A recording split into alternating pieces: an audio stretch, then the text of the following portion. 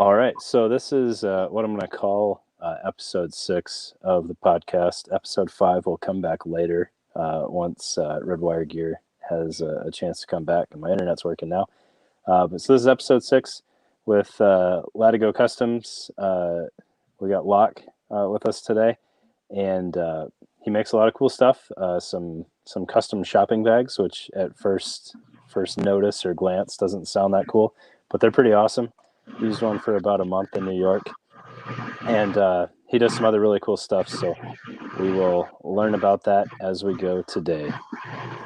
So Locke, do you want to tell everybody a little bit about yourself? Sure. My name is Locke. I am a Virginian native, born and bred.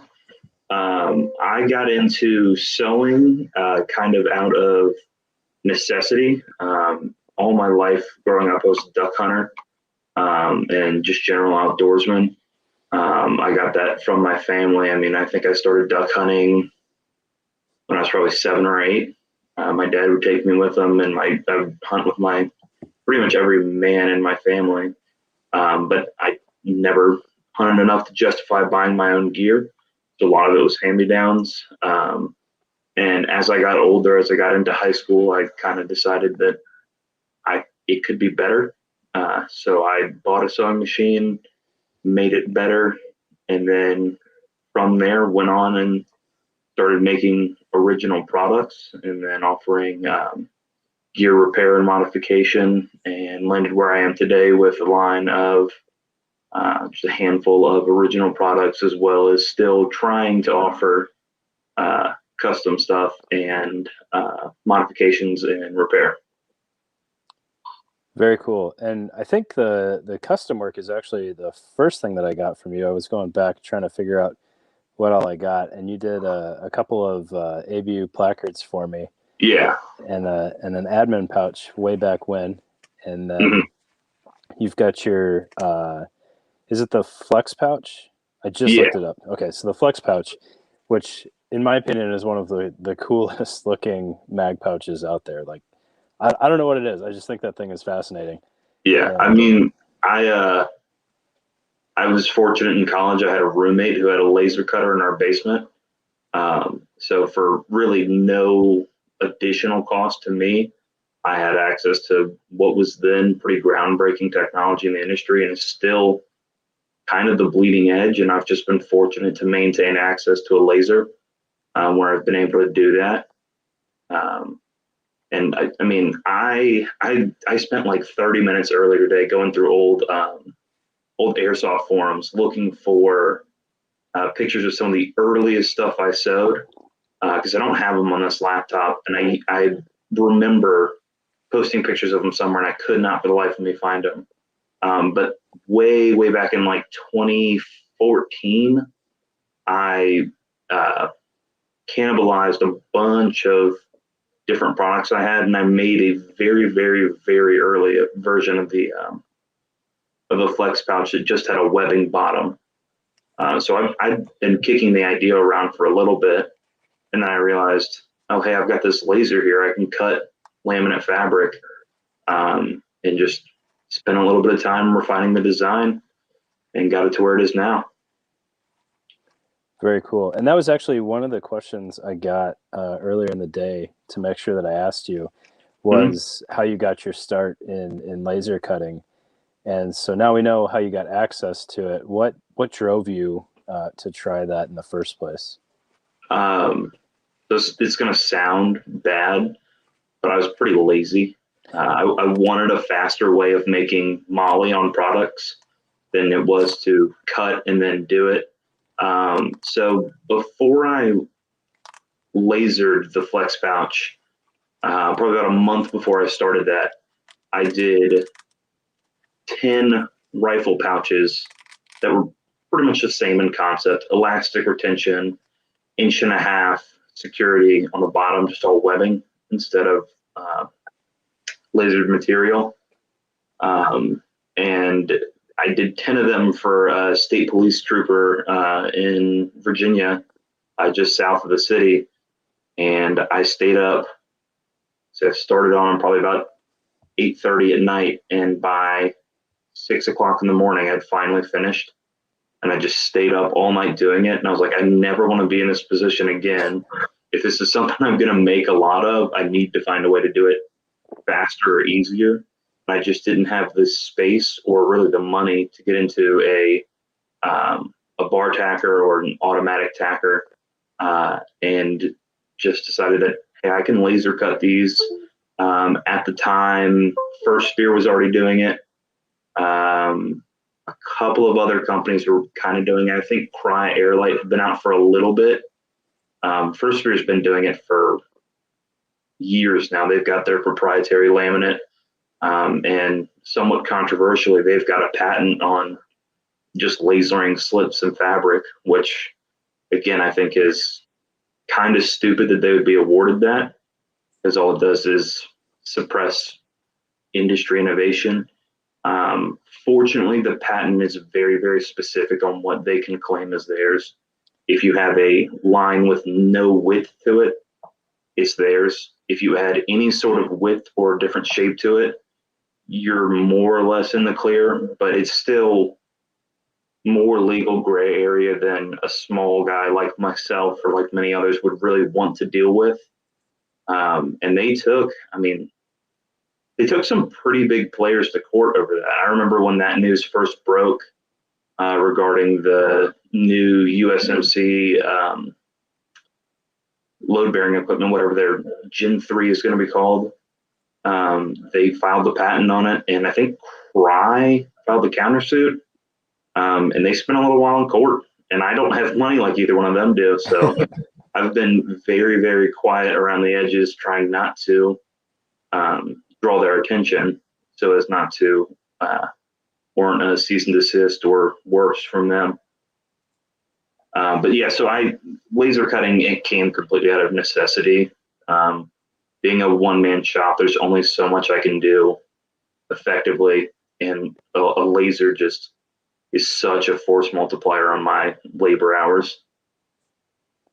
That makes total sense. I didn't know that First Spear had that kind of control over the concept of laser cutting. I think that like laser cut gear, aside from like individual products that solve like very specific problems, laser cut stuff is fascinating to me. It is. I that's part of the reason I've stuck with it for so long, is that I really enjoy some of the flexibility you get when you don't have to worry about finishing a seam. Because in theory, if you do your laser cutting right, it's going to seal the laminate, and kind of the more or less the glue in between is going to seal the edge. So you don't have to cover up the seam, and that gives you flexibility to leave some edges open and actually makes things a little bit thinner. Even though, if you double it over, that's technically 4 layers of cord area you're sewing through. It's better than having 8 layers of folded over seams on top of each other. So it gives you some flexibility. Someone who's doing it really well is Shaw Concepts. I work with him a good bit. I do some of his laser cutting whenever he needs one-off stuff. Oh, cool. And some of the stuff he sends me, which obviously I won't show, but it's crazy innovative. He's probably one of my favorite people to work with, just because of the stuff that he's able to send to me. Stuff that I was like, I would never in a million years would have thought of this on my own. Yeah, it's funny you bring him up. He is, I think, the most requested product that I get in like YouTube comments. Like people are, it's more than a 1-to-1 ratio with anything else out in the market combined. People want me to get his plate carrier and take a look at it. Yeah. And I agree. He's doing some wild stuff. Yeah. Yeah, I mean, I like watching your reviews, because it's just, there's obviously no money involved in you doing it. So I know I can trust it without question. I would love to hear your opinions on it, because something that I have never professionally used this gear. I've only ever used it recreationally. So that's a different perspective than I can bring to it. And I mean, Shaw obviously is also professionally used gear, so I trust his design behind it. But I would love to hear your opinions on it. And I'm sure if you talk to him, he'd be more than happy to send something your way if that's something you want to do. It might be easier and more genuine if you just pay for it outright, but I don't think you'd be going wrong by buying some of his gear. No, I agree. I actually have one of his. I have one of his placards, Mhm. like the production placard, and then I have a one-off one of his Raid dangler pouches. Mhm. Which the only reason I haven't covered that is because it's a one-off. So like, I don't want to be like, oh, it'll fit this and this and this, and it's not the Because it's production specifically version. for what you wanted. Yeah. Well, it wasn't even. I bought it off somebody else. I think he gave it away. Like it was his one-off. So. Oh yeah. So he sold a bunch of his old prototype stuff a while back. I got a cool little zipper pouch from him. But yeah, I would love to hear some of your reviews on his stuff. I'm gonna take a question from the comments real quick while we're Yeah, still kind of on absolutely. lasers. So Evan asks, what can you laser cut beside laminate? I've seen some cutting pattern paper, etc. You can laser cut anything. And the cool thing is, I mean, they get expensive. The one that I use currently is a Thunder Laser Nova 36. The naming schedule on it's kind of confusing, but it's 24 by 36. I think to get it reasonably set up and shipped over from China ran about $10,000. And so it's expensive up front. Once you do that, you can do just about anything. So you can cut paper, you can cut it, you can cut like oil board if you wanted a more repeatable pattern, which is something I've seen a lot of people do. Is they'll cut the little pattern pieces out on kind of same stuff clipboards are made out of that material. Okay. So it's a little bit more traceable. You can cut around it for a little bit. And then the best thing is if you damage or destroy that piece, you just cut another one. So that they can be disposable. You don't have to worry about redrawing the shape, and it'll do very repeatable, complex shapes. So anything with a curve, I mean, I don't know how much industrial design or sketching you do, but it's impossible to draw by hand the same curve twice, unless you're getting like coffee cans in different circles out and tracing it along the way. It's so hard. And I've struggled with that for a while. Fortunately, now I've got the laser and I don't have to do as much of that. But really, the sky's the limit on it. And there's a lot of stuff I've wanted to fool with, but I haven't had the time to put in the research and see, is it feasible and should I? Because there are some considerations. One thing I didn't know until Corey at, and I'm going to butcher it because it's a German word and I don't speak German, at Bergspitz Customs told me was that if you laser cut Hypalon, the gases and material residue is sort of similar to mustard gas. Oh, sweet. Yeah, so don't, especially because my laser is currently located in a garage in a cul-de-sac. So I won't be cutting Hypalon anytime soon. But yeah, you can, I mean, Evan, you can cut anything you want, really. I've done leather, I've done laminate, I've done straight up Cordura and even lighter fabrics than that. Paper's doable, wood, you could cut, I mean, engraved metal, probably wouldn't be able to cut it. I've got a spare Glock slide I kind of want to mess around with. If I do it for profit, I have to have an FFL. If I do it for myself, I don't think it's illegal. Not that I care too terribly much about that particular instance, but something worth trying. I don't know. May not end up doing it. I don't want to ruin it in case I want to sell it. You're talking about the ability to cut things without having to finish the edge, and that reminded me. I was deployed, and all the security forces guys had this plate carrier, which I think I narrowed down to being a high ground gear plate carrier. And High Ground Gear, for whatever reason, I don't know if it was started by JTAX, but like everything they make seems to tailor itself to JTAX and comms and everything. And this plate carrier had reinforced slits all over the perimeter of it with I can't remember the name of the stitch now, where you wrap the stitch basically around the edge of the fabric like a buttonhole. And so it was all for comms routing, and I thought that was just wild. But it sounds like, and I don't know if anybody's doing this yet. You with laser cutting, like I've seen people that laser cut like the whole plate bag, and then they just basically have the one seam around the edge, and it's done. But I haven't seen anybody incorporate intentional wire or cable management into it, and I think that would be like a sweet next step to see somebody try. You certainly could. I mean, depending on the positioning you want on it, there's really no reason you couldn't just use laser cut moly, like just using the outside row of a laser cut plate bag. Yeah. I know I was listening to the cattail antennas episode that you did where he was talking about his wearable antenna, run it down one side and back up the other. No reason you couldn't do that with laser cut moly. But yeah, even if you wanted to run a smaller one, I don't know how much smaller it would be able to get because those are pretty bulky cords. But you could do that plate bag if you wanted to. It'd be a cool idea. I think it'd be a little bit more expensive than it's worth. And each one of those little slits, you run the chance of, 2-3 years down the road having delamination issues, which I think, if you'll remember, at SHOT Show 2019, Spiritus had a plate carrier that was the Low-Vis 119. I don't remember what it was, but they had one that had laser cut moly on it. And I think just because they are so able to test gear through Darcy, I think they kind of ran into that laminate or delamination issue. Because that is the one downside to laminates, is that they delaminate.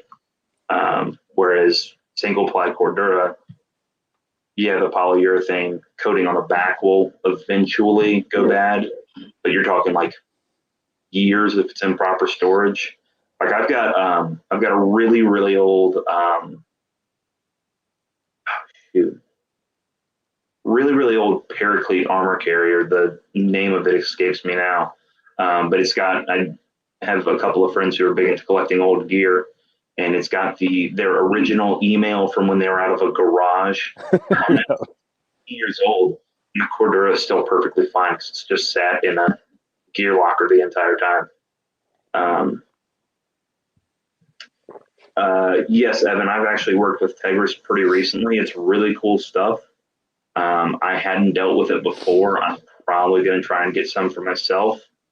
I've been fooling with the idea, because they're so expensive to get them made from CNC'd aluminum. I'm playing with the idea of making some little moly panels for my car. Because I think it would be enough. I mean, it's certainly structural enough. I might have to go up to one of the thicker, like 12 layer stuff. But I think it'd be a good bit cheaper, because even just like a small little 6x9 one is like $100, and then I gotta drill holes and do all that. So I've got to install it too, and that's not necessarily my forte. That would be neat to see you come out with a line of vehicle accessories, because you're kind of hitting all over the place with your products. Yeah, I'm trying to narrow it down, just because I work full time outside of selling. So my day job's in firearms sales. I work for the largest gun retailer in the state of Virginia. I won't say who, but anybody who lives in Virginia probably knows. So I'm busy. I started back in July of last year, but I've never really seen a slow day since, just because it's 2020. And then last month was the biggest month on record for gun sales. So I need to kind of narrow things down a little bit until I can get to a point where I'm kind of floating on my own selling, and then I'll come back out and release a bunch of other stuff. I've wanted to, for a while, do some vehicle stuff. I have a weird cross section of followers that is all overland guys, even though I don't do any overlanding. I drive a 4Runner. That's more because I like the 4Runner and the way it looks than I need its off-road ability. But I've wanted to for a while do some stuff with that, and I just haven't gotten around to spending the time to sit down and design everything and go through all the prototyping. That's very cool. And man, those overlanding guys. I had one. He reached out to me, and I had like sometimes I feel bad. These people will send me a message, and it's not very often because I'm still pretty small. But like they'll be like, "Hey, I got like I don't know 50,000 subscribers. Do you want to do something together?" And they're like, "I have no idea who you are, but you have 10 times as many people watching your stuff. So absolutely, let's Mhm. do this." I wonder, like, where are they getting all these people? Because I'm used to, and I mean, I remember back in the good old days when uh, guns on Instagram wasn't a bad thing, and you could get 1,000 followers just for posting a picture of a stock Glock 19. But where are these people coming from now? Because I'll get on Instagram and someone will follow me, and I'll follow them back, and they've got like 150,000 followers, and it's just pictures of a Tacoma. I didn't know there were that many people out there, because I'm used to seeing like Shaw, who's probably one of the leading guys in the industry.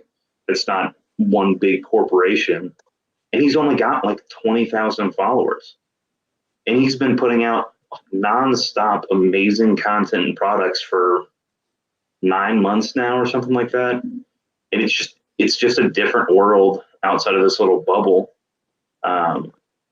And I'm not going to get on a soapbox about, oh, well, I'm getting shadow banned because I know I know how Instagram works. I used to do online marketing for small businesses in my area. I know how it works. I know how to win at it. I just don't do it because it takes time. And there's a lot of people out there who complain about being shadow banned who just don't put out engaging content. Just a blurry photo of something that's just poorly made and poorly framed. And they're like, well, why don't I have 1 million followers yet? I'm not doing anything. That's pretty much my all of my media in a nutshell. But I'm totally all right with that. So You still somehow make it work. So maybe I'm wrong.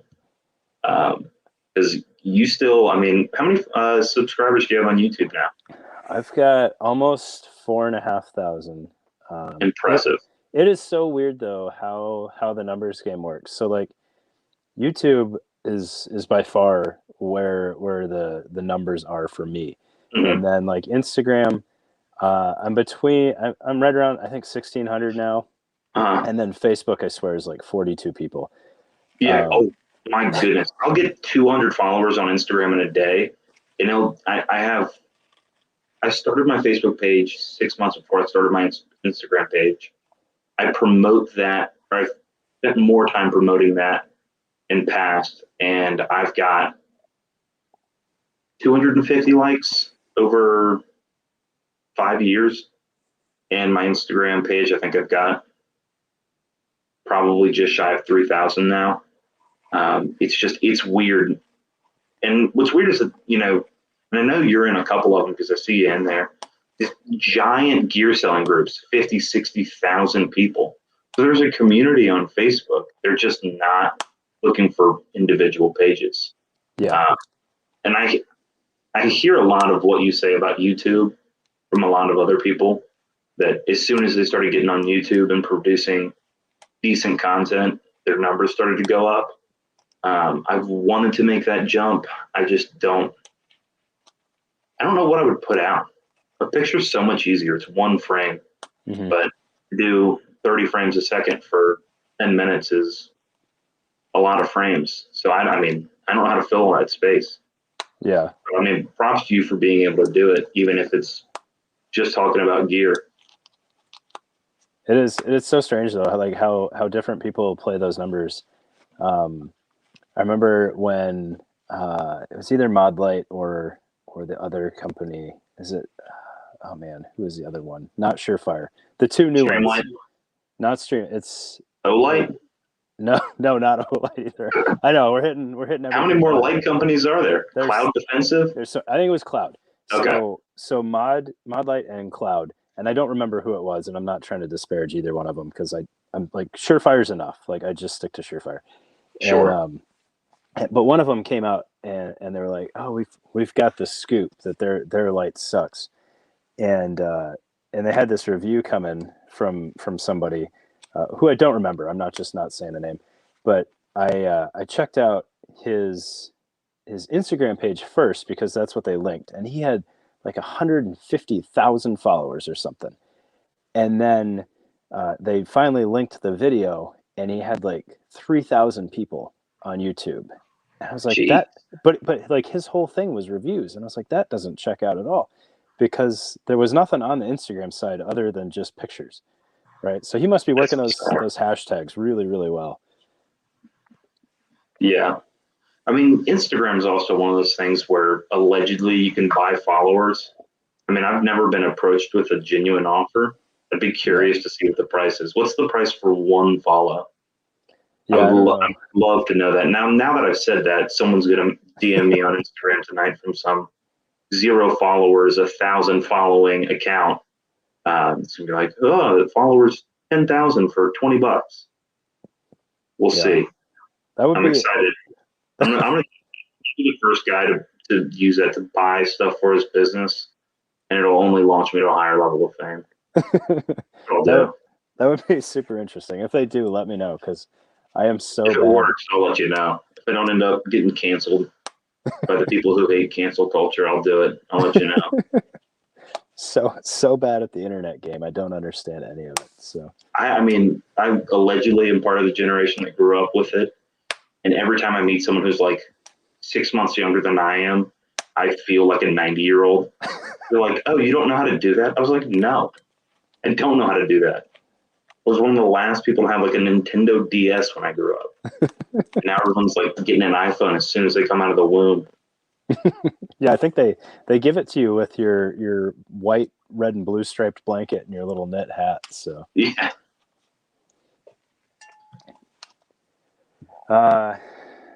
Let's see here. What's the craziest thing you've made? Throw out the craziest thing I've made. Like genuine craziest thing I've made to use. I'd have to go back to some of my old custom jobs. I've never really made anything crazy. I mean, it's been pretty generic. I run into an issue where there's a hard medium to find between someone who's got an idea for something they want and how realistically I can pursue that idea. And I was talking with Austin at A&A Tactical, who I know you've worked with a good bit, or talked to at least a good bit. Talked to him earlier this week, and he said something along the lines of, people think if they can see it, they can sew it. And there's just so much layering and order of operations that goes into it that it's not that simple. I did one time have a guy pay me $30 to repair a bag that cost him $20 to buy. It was just Chinese made. And he said, I'll pay whatever the hourly rate is, whatever it takes you to do this.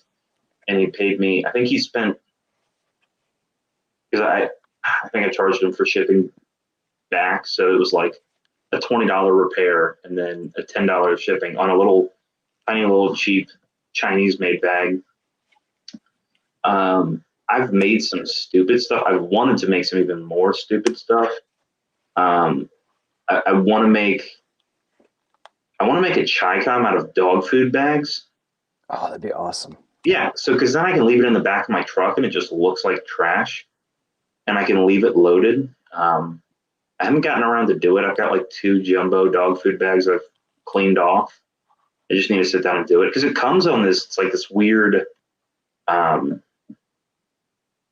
It's like a plastic burlap almost. It's all kind of plasticized and coated. I have no clue what the material is, but it seems like it would hold up pretty well.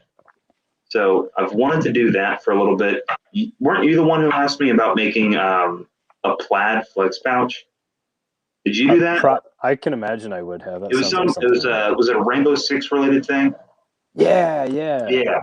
So that would be one of the crazier things I've made, and I actually think I could do it now if you want to. Is that with that buffalo plaid? Because that would be perfect. Yeah. So Ripstop by the Roll, which is where I get most of that stuff. They have this really, really cool program where you can print stuff on demand. Oh, so cool. I think what I could do, if you're not going to use it too hard, because I don't know if it'll hold up, I could get it printed on a lighter X-Pack material, which is super, super durable and doesn't stretch a ton. So I think if I got that printed on X-Pack, and it's expensive, I think it's like $30 for a half yard, but I don't need a ton of it for the flex pouch. And I could just use black elastic, and I could do that. That would be sweet. I'll have to see what I can get printed on. I'll update you on that later, because that is it's now something I think is a little bit more realistic. Awesome. But yeah, I've wanted to make, and for a while, and this is, I mean, I just sometimes do stuff just to be silly with it.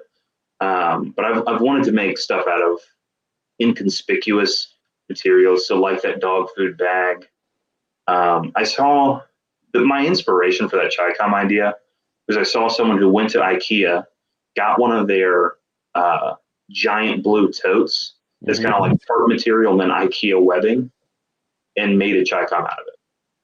So I think I'm just going to do the same thing with a dog food bag, and then I can just have a chest rig in the back of my truck for whatever I need a chest rig in the back of my truck for. That's I work around gun people, and I have to talk to gun people all day long. But at the end of the day, I get really tired of gun people. So everyone's like, "Oh, well, it's just going to be my truck gun." I was like, "Why do you need a gun specifically in your truck?" Because I'm one of the people that's just like, get a concealed carry permit or don't. Get a handgun and just have it with you everywhere you go, and you'll never have to go back to your truck to get a gun. And legally, it makes no sense. Morally, it's questionable depending on the situation to leave somewhere, go get a gun, and come back to that situation. It's just like, it's something I would never do. Once I'm out of the building, I'm just going to go ahead and wipe my hands of the situation. And if I'm needed for a statement, I'll do it. Obviously, there's some exceptions. If my family's in the building, I'll probably end up having to go back. But I wince at the idea of a truck gun, especially for a lot of people who leave their trucks just unlocked. Like one of the guys I work with drives a really nice Jeep, leaves it unlocked. I'm going to stop talking about that. Never mind. He locks it all the time. The keys are never in it. There's never a gun. Just realized I just blew his entire operation. My bad. Oh well, no one knows where I work now. It is kind of a weird idea. Like I feel like you don't need a reason to own like a folding stock short barreled rifle. Like just buy one. You don't have to call it your truck gun. Like, yeah, it doesn't have to be anything. Like yeah, I just bought a Law folding adapter. I'm building a folding pistol for the only reason that I want a folding pistol, because I think it's neat.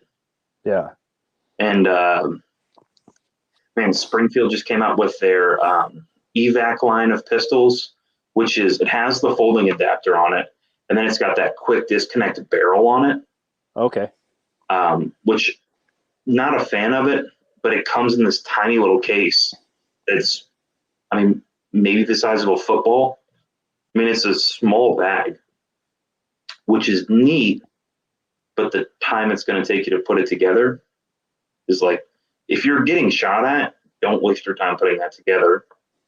If you're not getting shot at, why are you putting it together? Why does this product exist? Yeah, like, I know why that product exists, and I've seen it. Because they can sell it. I mean, we got it in. The place I work, we got it in. We had it for we didn't even have it for 24 hours. We put it out on a Saturday morning, and it was sold by Saturday evening. I mean, it's ridiculous. But I mean, whatever. Good on Springfield for selling a product. Good on us for selling it too, I guess. I mean, I've seen that concept employed in like probably the only the only situation that really makes sense, which is the new ejection seat rifle. And like even then, I mean they don't get a lot of training on it, but even then it feels like a gimmick because they You're talking about pilots. I thought yeah. ejection seat was the company, Oh or no was no like no the sorry. model. I was like, do you like pull a switch on your truck and it puts out a Uh, gun? that Because would I be want cool. that. I'll take that. That's just Yes. cool. That's James Bond stuff. That's novelty, but it's cool. Yeah, such a weird concept. Like I think if somebody really really wanted to drive home that concept, like find a way to make like an add-on true barrel extension, so Mhm. you have a functioning weapon, and then you can make it accurate, right? Like Yeah, find a way so that it doesn't store as just a chamber, or yeah, not even the chamber, I guess. yeah. I mean, or what bothered me was it's like a 6.5 or 7.5 inch barrel, and it's 5.56 and not 300 blackout. And I know 300 blackout ammo is impossible to find, but ballistically, it makes a little bit more sense to go with that. But I mean, at some point, a hole is a hole. You just got to run with it. It'll still shoot if you put it together properly, um, I which think is an interesting risk to take every time you need a gun, or if you ever need a gun. It shouldn't be multiple times. You live in a bad neighborhood if that's the case. I think Franklin Armory really went with that a hole is a hole model with that goofy Oh yeah, smoothbore AR. the one Yep. without rifling in it. Yeah. Yeah, a hole is a keyhole is a whatever. Yeah. Put it in the paper somewhere down there. Oh, Yeah. man, are they still making those? I I don't know if they are, then Forgotten Weapons didn't do good enough of a job absolutely destroying that thing. Uh, Because Ian had nothing nice to say about it in his review. So I've never really gotten into his content. I've watched maybe 2 or 3 of his videos my entire life, and I he have no clue why. Because it's not the length that bothers me. I can get around that pretty easily. Like I watched um, Aaron Cowan from Sage Dynamics. I'll watch Grantham videos. For some reason, Forgotten Weapons has just never interested me. he is like he's the one like channel that I return to on a regular basis. And I think what does it for me is all of the work that he does behind the scenes, like doing the research on the things. Like Uh, that dude's not just grabbing a weapon and like, all right, here's what it looks like and maybe how it yeah, works. Like he is putting certainly. in I mean, I some can see how serious work. there's plenty of people just doing, hey, this is what it looks like, and this is what it feels like to shoot it. It shoots well. Yes, bullets come out of the muzzle, so Yeah. every Every time I everything's pulled the fine. trigger, it went bang, or at least most of the time. Yeah. We got Evan asking what programs you use to make patterns and CAD designs. I don't know if you Oh can yeah, answer sure. that one. So I have a student license of Autodesk AutoCAD that I use. The student license is either cheaper or free. If you have a college email, I would encourage you using that.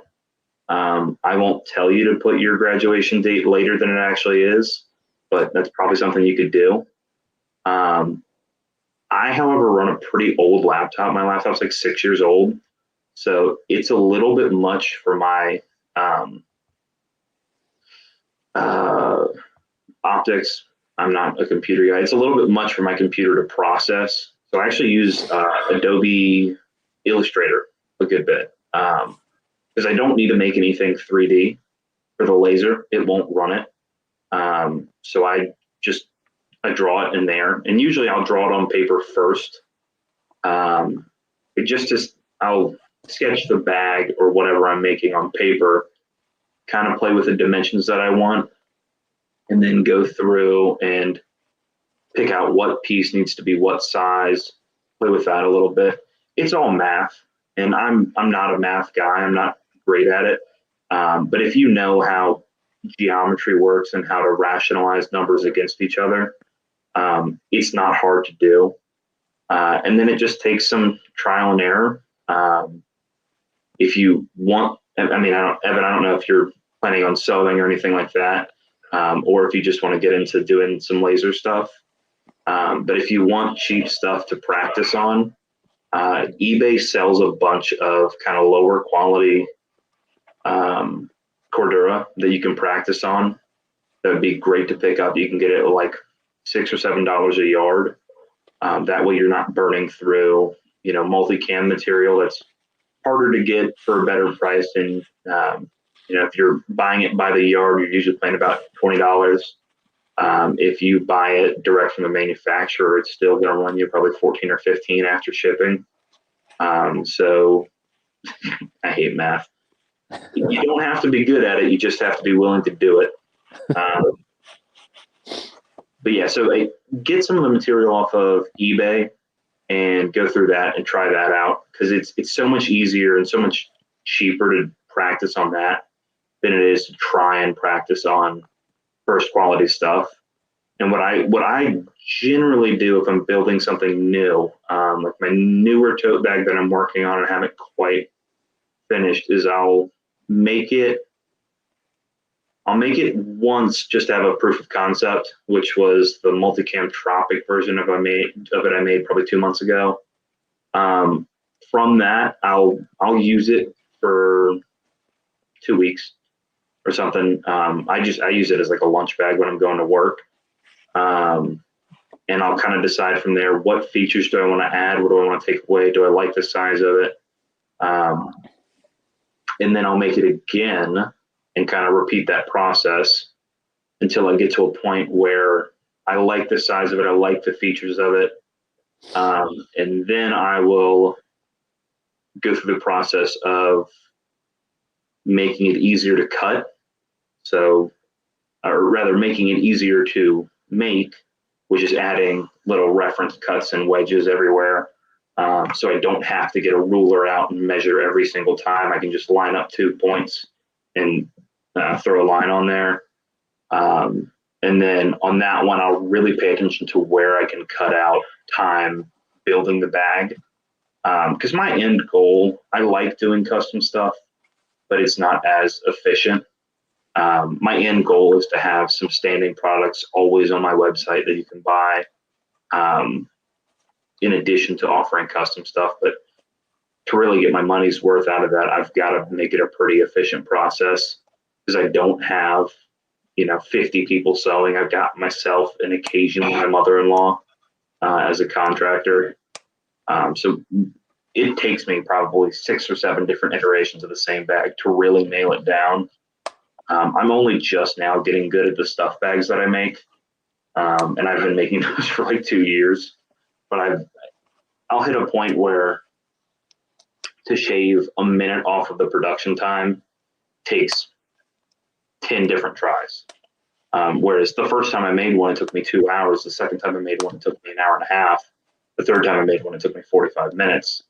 Now when I make them, it's like 42 minutes, and I can't cut it down to so much.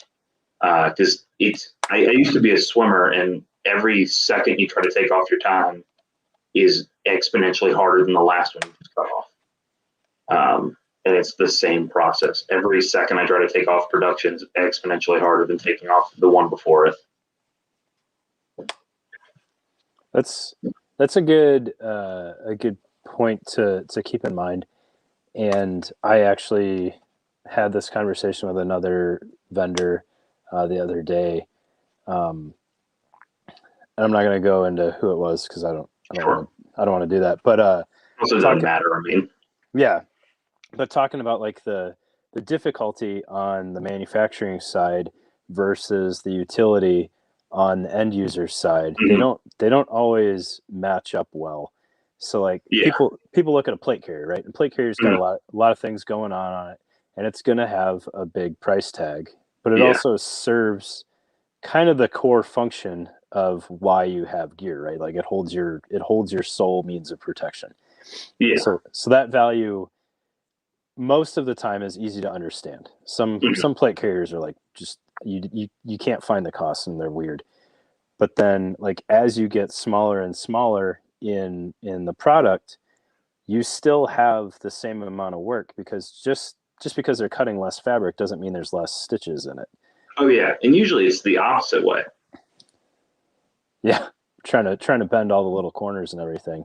Yeah, usually the smaller the product you're making, the harder it is to make. It's pretty easy to make. I mean, depending on how complicated you want to get into it, pretty easy to make a plate carrier.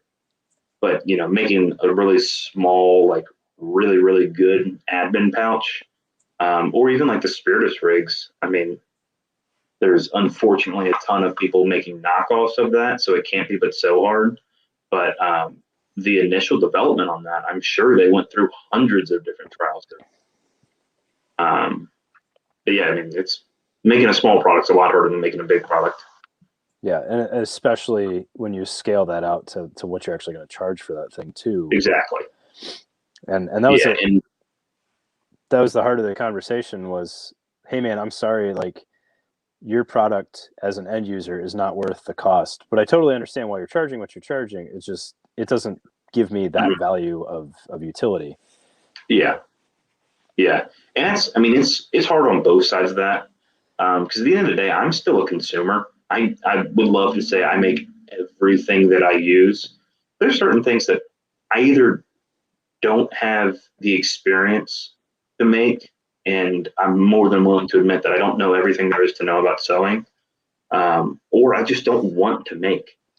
Like I could, in theory, sit down and design a back panel for my plate carrier, but I don't want to necessarily because it's a lot of time and a lot of design and a lot of research that goes into it when there's already people making pretty good ones out there. And I'm not going to sell back panels. They're just too labor intensive for me to do it and make money on my end. Um, so I'm just not going to make one. I probably won't even use one.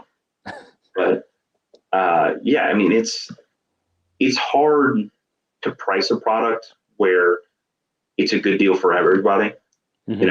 I make money and I can pay myself, and you don't feel like you're getting ripped off, and you get the value that you want out of it.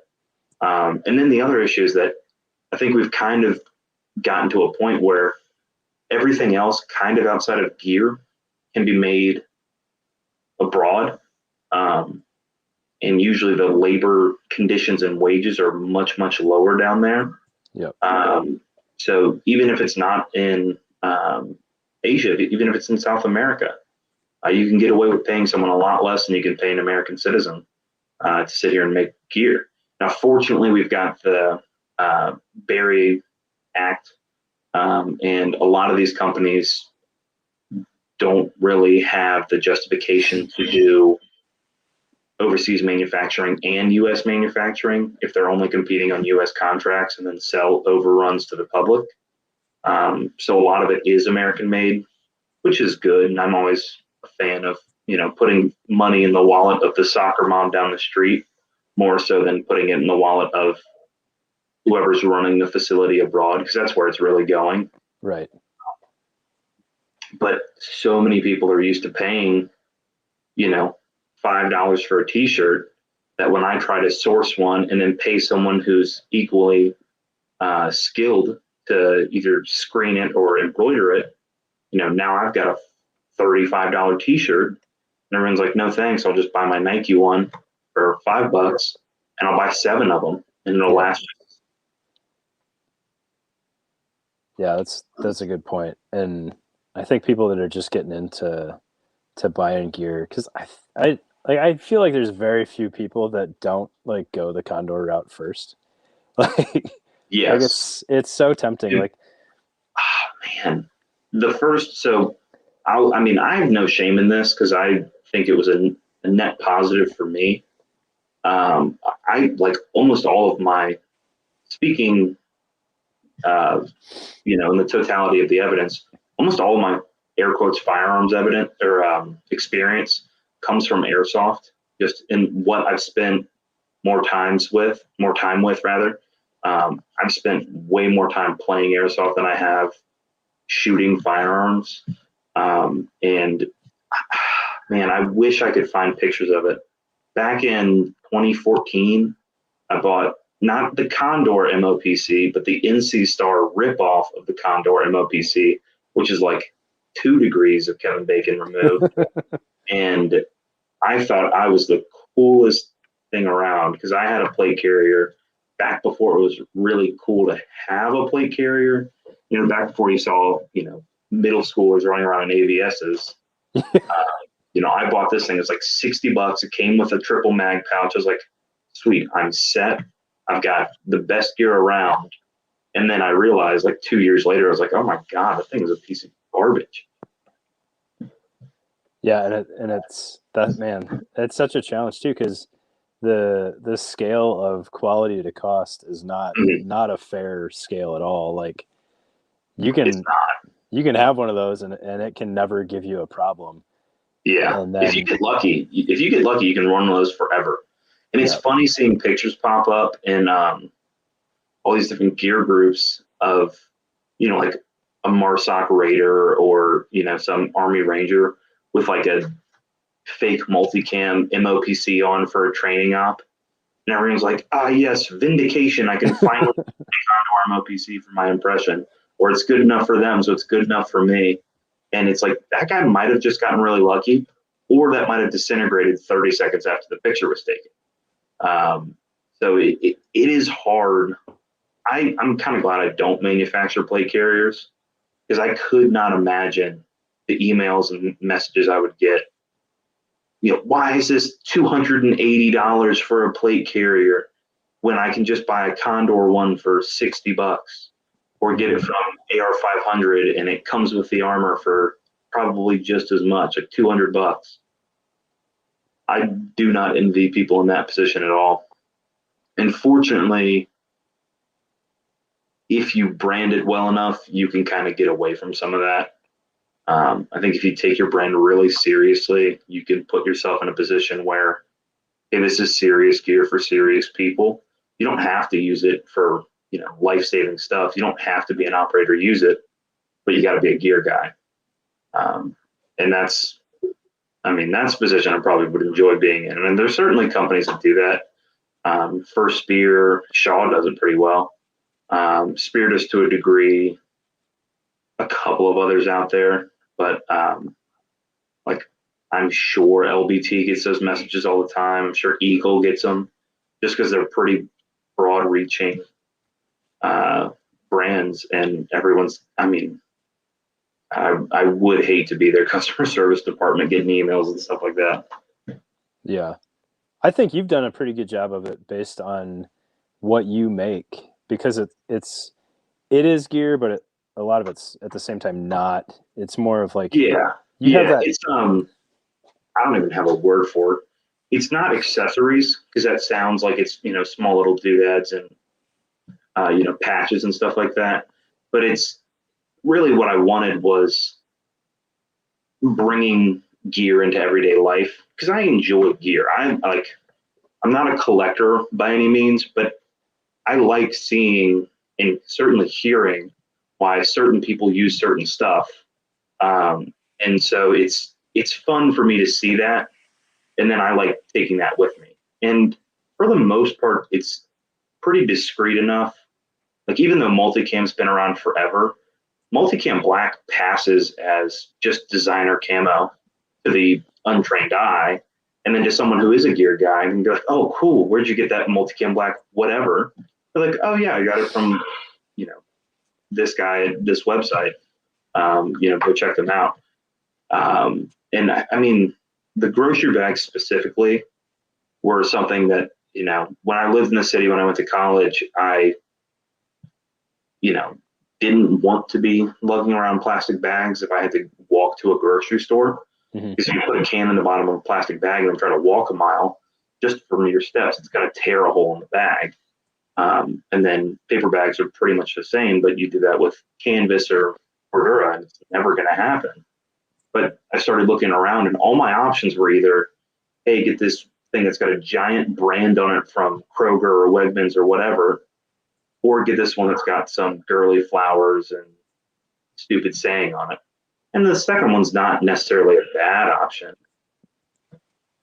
Why not have a multicam one or an M81 one, Yeah. Why not have this cooler option that dudes can use, and it still ends up being a net positive because it's less plastic waste and, you know, gets people to carry stuff around more and think for a second like, hey, oh, I've got a reusable bag. Let me just use that instead of burning this plastic bag that's going to end up God knows where. Yeah. And they're cool and they're useful. Like I got the Alpine one when I went to New York from you, and Yeah. I mean I had a high end like hotel room, so my fridge was tiny because Yeah. if you're staying there, you're not gonna eat in Yeah. your It's an hotel inverse room. correlation between Yeah, hotel fanciness and fridge size. yeah. So I was taking that thing with me to work just about every day. I'd take my lunch in it, and then Uh, on the way back, every other day, I would restock my square foot or cubic foot fridge, sure. and yeah, I mean, and they're because they're the quality that they are, they have usefulness outside of that too. Like Oh, yeah. they make a great boot bag inside of a ruck, or Mhm. carton mags downrange with you or something. Like Yeah. they're That's really, what I use. I mean, I've got one I use just for the range, but I can just dump everything in. And then when I get to the range, I've just got a collection of my stuff. And, fortunately, I make all these things, so they're of little cost to me. But I can pull out a bag for whatever gun I'm shooting. I've got all my ammo, I've got all my mags preloaded. It's nice. I mean, I enjoy having a really nice organized range day where I can go to the range for 3 hours and shoot for 3 hours and not spend my first hour and a half loading magazines and getting everything squared away and setting up targets. If I go there and I spend 15 minutes setting up targets, and then I can just shoot for as long as I want. And, once I burn through all my full mags, I'll just go to low round count drills. So I'm not spending 30 minutes back at my car filling up 12 different clock mags. And that was one of the other reasons I got into doing what I do is the people don't have to fish around the bottom of the bag looking for one thing, because as soon as you start looking for something, it becomes impossible to find. yeah. I was looking for a piece of kit. I'm so slow at this. I'm still cleaning out the garage, trying to like purge stuff. And I had a placard that I was looking everywhere for this placard, and I had turned every box upside down, like every bag. And sure enough, I thought about it for like an extra second. And I was like, oh, I had sent that to somebody else so they could borrow it. So it wasn't even here. Just tore everything apart looking for it. Yep. I've got a bad tendency with general purpose pouches. Is I'll stuff when I'm like storing stuff away. I'll stuff smaller stuff in there, Mm-hmm. and then I go looking for it, and it was there's a pair of S-Tac double pistol pouches, and I looked everywhere for them. I checked my bag where I usually leave them, and I remembered I was cleaning up from one range day, and I had my plate carrier with me, and on that I've got a general purpose pouch. And then when I took it off my belt, instead of putting it back in the bag where it usually comes from, I just stuffed it in there because it's easier. And I spent like an hour tearing everything apart, looking for it, only to find it, like 3 days later in the middle of the day, I was like, oh, now I know where it is. And all my gear was a mess and everything was where it shouldn't be. But yeah, I, I try to be more organized through the use of my own products, but I understand how it can be. I mean, eventually it just comes more places to put stuff. Yeah, there's a fine line between organized enough and just Yeah. creating more chaos Yeah. in your organization. Did I see, is it your son who just started sewing? Yeah, Yeah, I yeah, thought I saw that on one of the Facebookers. You had to make a Beyblade pouch? yep. So I walked downstairs. I was putting his two younger brothers to bed, and Uh, I'm glad you brought this up because it'll be funny for the podcast and everything. I walked downstairs, and he had earlier in the day mentioned that he wanted to sew something, and like him and mom had started like cutting the fabric out and everything. But they hadn't gotten very far, as far as I knew, when I went to put the other ones to bed. And then I came back downstairs, and he's sitting there listening to an audiobook behind the sewing machine, like just hand stitching this thing. And like, oh my God, how old are you? Like, this is insane. Like, I mean, it was just like, it was walking downstairs and watching my wife sew. Like, it was the exact same setup that she Uh, does. And it was so funny. Like, yeah. I mean, in 10 or 15 years, if he's looking for a job, let me know. Or if yeah. he wants a job right now, I mean, what type of candy do I have to pay him with? Oh, man, what is his favorite? He likes Milk Duds. So All he's a right, never psychopath. mind. Yeah, he's a psychopath. I don't know anybody How else that old is likes he? Milk Duds. He is 8. An 8-year-old who likes Milk Duds? Yeah, I don't know if he actually likes them, but he's convinced that he likes them. And we do the whole switch witch thing for Halloween. So like they keep 10 pieces and then the rest of it magically goes away and they get a gift in exchange for it. And Ah, but he, even with only saving 10 pieces, he still finds a way to make Milk Duds part of that 10 pieces. And I was just like, there's, that's bizarre. yeah, that's 2 Watch steps him away from closely. liking 'Cause candy corn. if you let off the gas a little bit, he might become like a psychopath, like a serial killer or something like that. Yeah, I gotta watch out for him. So, Yeah. uh, Or you can just strap him to a sewing machine and make him make gear for you. yeah, have him start designing stuff. I don't know. That would be. Yeah. He's really bad Um, though about doing things that he doesn't want to do. Like I've been, I've offered to like go on Bricklink and buy him some Legos because he's real into Legos. uh, And I told him like write down the part numbers that you want and I'll get them. And I haven't put like a cap on this or anything, and he just refuses because he doesn't want to go through the legwork of finding the part numbers. oh man, that's the fun part. The Yeah, fun part is spending the money. yeah, I mean, I've got probably like 7 or 8 different fabrics that I bought because they were cool at the time and that I've never used. And I like have had every intention of using to make stuff. Just never got around to doing it. Eventually, I'll do it because I'll have to make space for other stuff. But I mean, I've got 3 or 4 of them here. I've got some Cryptek stuff. I've got some old Desert Digital stuff that I've just never used because I got like 2 yards of it from eBay or from online somewhere else. But yeah, I love the spending money part of it. That's the hardest one. I get to spend some money on some new equipment. that sounds like me. Like come Black Friday or like Memorial Day sales, trying to get some stuff for the channel, and I end up not getting most of it because there's just too much going on, and I can't figure Oh it out. yeah, So yeah. I'm waiting for the year where we just don't do Black Friday. I thought last year was going to be it. I really thought that it was going to be hard with different stores having different restrictions. I thought there was just going to be like, it's all online this year. Don't show up in person.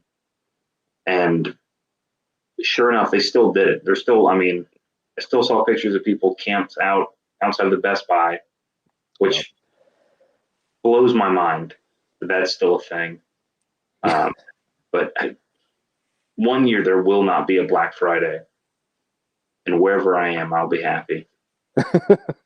I think eventually we'll cook the books enough that like things can't possibly get any cheaper. Oh yeah, I'm kind of waiting for that. I mean, it doesn't do me any good because it's gonna go prices are gonna go lower and everyone's gonna have lower expectations as far as price goes. But I think naturally we'll hit a point where things just stop being able to be made cheaper. You can only undercut so much before you hit rock bottom. Yep. And then I think hopefully what we'll see is people be like, oh well, this stuff's crap and I can't use it for longer than I can look at it. I need something a little bit better. And I think hopefully that'll result in a little bit more quality manufacturing, or at the very least, the consumer wanting more quality manufacturing. But who's to say what's actually going to happen? I mean, it could go any number of ways. Yeah. It is interesting. This isn't the most clear transition here. Um, but I've really enjoyed watching all of the people pop up new gear manufacturers during COVID, Yeah. and but it is insane how many people like I just can't keep track of all the people now. Yeah. I mean, I'm pretty fortunate that I've had a couple of brand new guys reach out to me, and there's someone out there telling people that I can do way more than I can. and I'll find them and thank them one day because I get to have really good conversations with good people. But I always end up being like, hey, I can't do that. Um, but here's maybe someone who can, and they probably have the same conversation with the other guy. But I've been pretty fortunate to have really good conversations with new gear makers who have good ideas that aren't just somebody else's ideas. Nice. That are, oh, well, I moved this buckle over here, and instead of it being a male buckle, it's a female buckle. It's a different product. No, it's people who actually make interesting products. And I think this past year, I don't know if it was just people being at home more or being out of work and trying to find something else. Saying, hey, well, I've always done gear and I could probably make gear. But it's been fun seeing new people. It's good for the community. The only thing is they got to not be a butthole about it Yeah. because there's plenty of people who come on, make one product that's really good, and then as soon as they make that, they don't want to talk to anybody else. They don't want to, help anybody else. They want to make their one product over on their little island, and anybody who starts paddling out to it, they want to, bite the head off of because it's. I mean, I think really we need to get to a point where we realize that there's enough space currently in this industry for people to make gear, and it's not going to step on other people's toes. And also, and this is a conversation I have with some of my gear making buddies, there's got to be a better understanding of what is and what isn't IP theft. I mean, and I think it was you who brought it up, and I really don't want to disparage the guy who said it, but my little phone pouch, I think you have one of, Mm-hmm. me someone claiming that I had stole their idea, and I had never heard of the guy before. But it's just it's a very simple pouch. It's MOLLE mounted and it's got a zipper that goes around it. I mean, I never heard of the guy before. I didn't want to steal his idea. I didn't know it came up. I didn't even have anyone bring that idea to me. It was something I was fooling around with and made and then posted some pictures of. And apparently he was doing it about the same time. But I mean, I didn't do anything malicious to that guy. And I even stopped making them because it wasn't worth it to have someone feel like I had stolen their idea, and worse, that I was a considerably larger page than they were. I mean, that was the product that guy was making, and good on him for making it. But for me, it was not really worth it, especially all the labor that went into it. And I mean, I wish him the best of luck. I haven't checked on him. I don't know what it was or what his page was, but to see, people would freak out about stuff like that. And then, on the other side of the country, someone with 10,000 followers can directly rip off Spiritus, and everybody's okay with it. Yeah. It is. Why is what I did different than what they did? They did it intentionally, knowing that it's a Spiritus ripoff. I did it unintentionally, just making a pouch. Yeah. For some reason, I'm the bad guy, but they're not. It's ridiculous. It is. It is super weird. The mental gymnastics that go around Absolutely IP theft, and the customers, I think, are the part that make me, I don't know if frustrated is the right word, but like, people are going to do whatever they want to do to make money, right? Like, and if they're cool with it, I mean, that's on them. But then like the customers that know that they're supporting it is odd to me. Yeah. I've never understood, because I like giving credit to the original creator of whatever it is. I don't currently own any Spiritus gear just because I don't really need it anymore. But I've previously done it, and I waited to buy it either from Spiritus or at the very least buy Spiritus specific stuff when I could just as easily bought a clone of it. I don't really understand this, like, this idea that you got to be a morally upright, citizen in good standing, and then as soon as you get a chance, go out and buy something that undermines someone else, and support someone doing something at the very least that's dishonest. but yeah, the customer base behind that is weird. But what I have seen is it's pretty fleeting. Um, for the most part, there aren't a ton of guys who can get into that space and do it forever. There's very few people who have made huge money doing it. There's certainly some, but they'll make it and they'll do it for 6 months and then they'll leave, or they'll move on to something else, maybe an original product, which is always better. Yeah. But it's bizarre seeing people support that type of behavior and then flipping it around and being like, well, we in the gun community have to stick with each other. We have to support our own. You're doing exactly the opposite of that. Yeah. I mean, you're just undermining someone else's business and you're playing into that same dog eat dog narrative that you're trying to play against. Yeah. It's a weird community, and I love to watch it. And I do certainly think there are some improvements to be made, not by me. I'm not the person to do it. But I mean, with this specific issue, I think there's certainly people who could come in and do it better than current names. And if you're one of those people, good on you.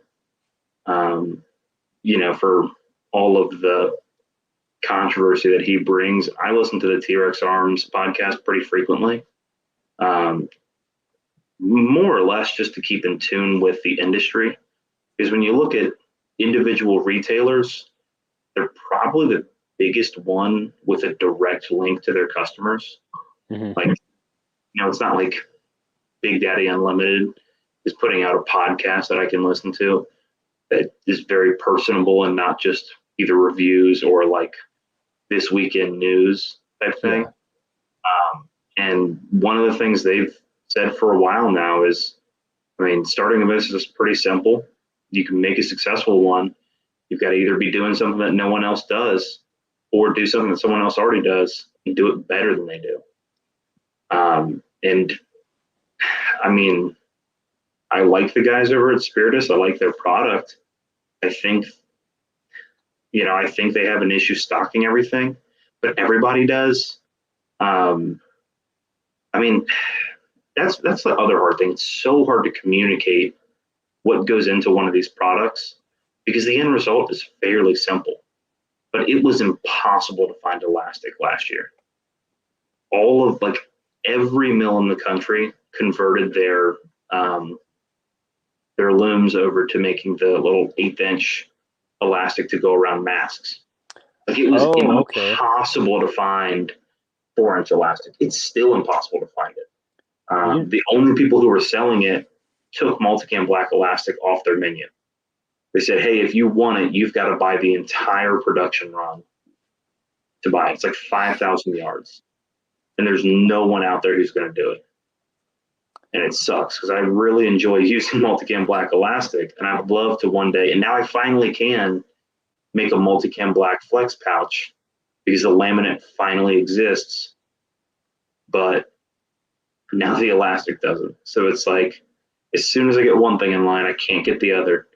But on Spiritus' behalf, getting that elastic, and they use products with elastic in it, it's impossible to find.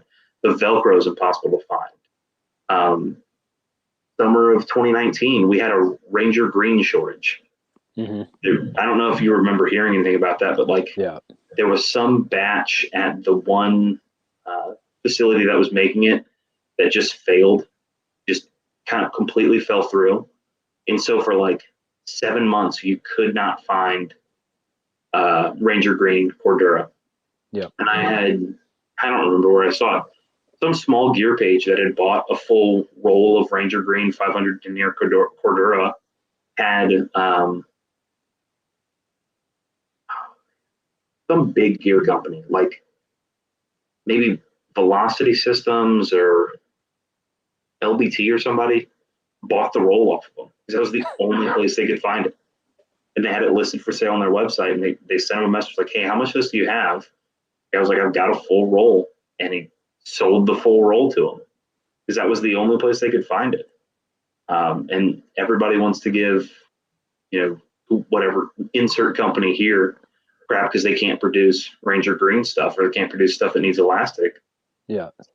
Pays attention to giant, supply chain shifts that lead us to not have elastic and Ranger Green and stuff like that. You are the first person that has put any reason behind the elastic shortage, and it makes so much sense now. Like I knew it didn't exist, Yeah. but I didn't know the So I reason. don't know that for sure. It's what I've heard from a couple of my sales reps, and it's generally the accepted theory.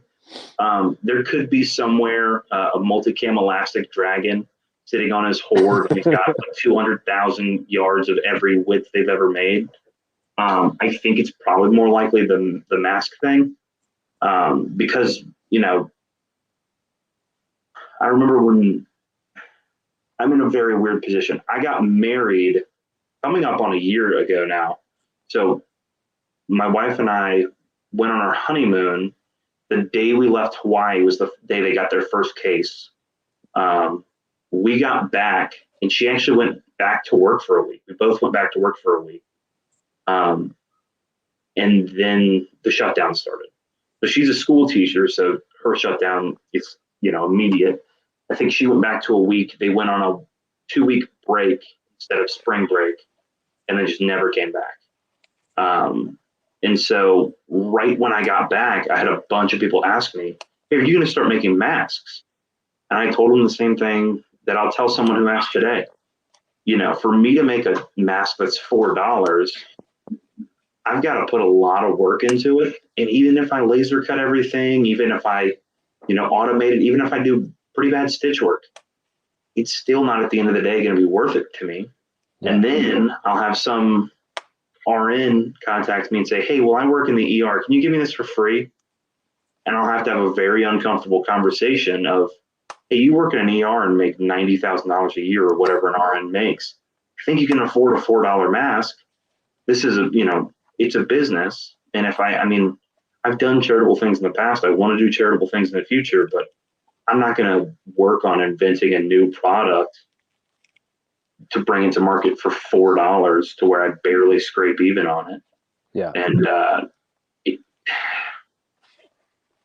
it's one of those things where production had to go through the roof because in 1 week's time, 300 million people needed a mask to go outside of their house. Yeah. So it makes sense that the disposable, easy ones would be the first ones to be made because they were the most readily available designs. And then after that, stuff that would be used for, the reusable ones, which still have elastic in them. Mm-hmm. But I don't know when we're going to see multicam elastic really start to come back. Probably not this year. Maybe next year.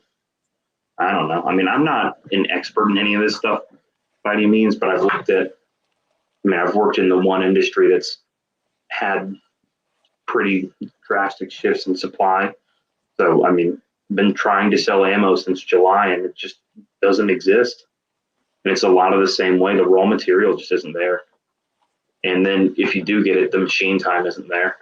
And then if somehow you do get that, there's a lot that goes in just to making the elastic. You've got to have a ton of raw material. You've got to have a ton of machine time.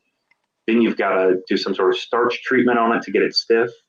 And then you've got to print it. And then it's got to be shipped to the people who sell it. And it's just a lot easier for these mills to be like, hey, we're making 1/8-inch elastic in one color. Here's 1 million yards of it. Yeah. No, that makes total sense. And even if it's wrong, it makes too much sense to say it's wrong. So yeah, I'm going to go with that from now on. It's my conspiracy theory. So my conspiracy theory is that a global pandemic required people to wear masks, and that's why we don't have elastic anymore. At work, my favorite one is the government's buying all the ammo, and that's why we don't have 9mm anymore. As if the federal government could be so organized that they buy all of the 9mm from the entire supply chain. Yeah. Like it probably has something to do with the 4 million guns sold last month alone, but I guess it's the government too, whatever. Yeah. If you can pick up like a part-time gig, I don't want to spend your time for you. at like a local gun counter and just listen to people for a little bit. I mean, it's entertaining stuff. Yeah. Almost like I don't want to go full time sewing because then I won't get that entertainment. I'll just have to be alone all day long with me and my sewing machine. But we'll get to have some 90-year-old man come in and tell me that the lizard people are stealing all the 9mm and 5.56. I'm gonna miss it. That's awesome. Well, it's East Coast time for you, and I don't want to make you stay any later. I completely appreciate that. So the way that I've been wrapping this up is we're playing a game of kind of kick the can. It hasn't fully checked out yet. Okay. Who would you recommend that I try to hit up for the next podcast? So I would say Austin from A&A Tactical, but until he gets his Elon Musk Wi-Fi yet, or whatever it is, yeah, Starlink, until he gets that, he's not going to have reliable Wi-Fi because he's up in the mountains of West Virginia. Reach out to Shaw. I'll tell him to go on the podcast. He would probably love to do it. You could also, the folks over at Axle Advanced, there's two of them, so I don't know how that would work for this. If you want a third screen or just make them sit real close to each other for an hour and a half. They would be great people to get on. I'm trying to think. I'd probably go for Shaw. If you can get him on, I think he'd be a good guy to have because you guys are both professional end users of gear. And he designs it, you review it. I think that'd be an interesting conversation. Certainly be something I would watch, or at the very least listen to in podcast format. I don't know if I'd stay up all night watching it. Yeah. We got 4 brave souls that stayed up for this one. So yeah, shout out to those 4 people. I mean, yeah. And I don't know who this poo-poo guy is, but he comments nice on everything I do. Yeah. And so I saw that hilarious. And I thought it was just going to be the nice. And then he chimed in with the classic LBT LBX schism, which is pretty insightful. That was when I was talking about making gear down in South America. And if you'll recall, a few years ago now, LBT got busted for making some of their Berry compliant gear outside of the U.S. Yeah, in Costa Rica, I think. I don't know whatever came of that, but yeah, I remember that raid taking place. I mean, as far as I don't know anything about those shops down there. From what I've heard, I think they maybe have a little bit of new management. But what are you going to do? I mean, like, it's LBT. The SEAL teams who are right down the street from them still want their gear. Yeah. You can't do it so much because people need it still. I'm sure it was just fines and slap on the wrist. Cool. Yeah. You might actually be the first one that gets a recommended person on here because I've actually been talking to Matt and from Axel. Yeah. He says he wants to do it. He's just got to find the time. So sure. I'm trying to get him. I haven't talked to him a ton, but I've talked to them a little bit, and they just from the products they put out, they're pretty impressive.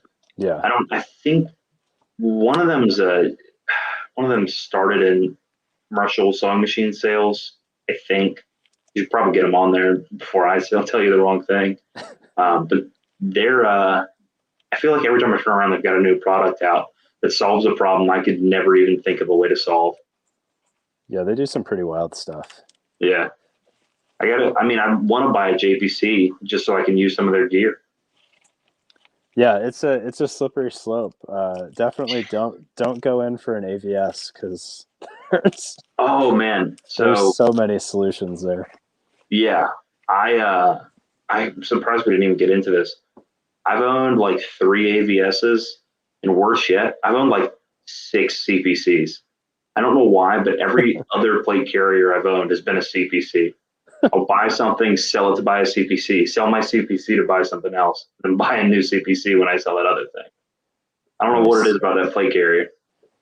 CPC, I haven't had a CPC in probably 6 years now. And I think that might have actually been my first cry vest. Uh-huh. I don't know for sure. I don't like I didn't get enough time on it to like have a strong opinion one way or the other. I just got it and I was like, this isn't actually modular at all. It's And not. That's the worst part about it. yeah, And the cool thing, well, the less cool thing is that the NCPC, the Navy version of it, is fairly modular. You can change the cummerbunds out on it.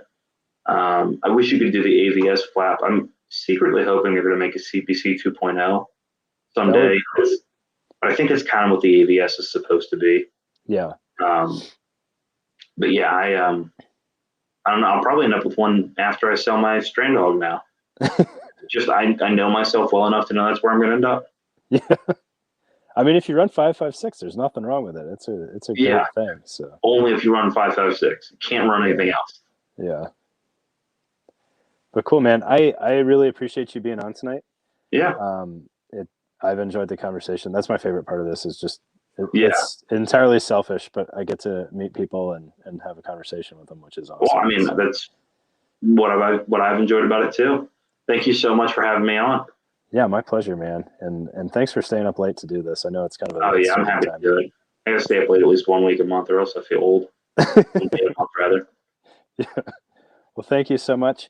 I will I'll end this thing, and then if you got anything before you go, we'll do it offline. Sweet. Yeah. All right. Thanks everybody that tuned in, and anybody that listens on in the future. So I appreciate it. Yes. Thank you so much.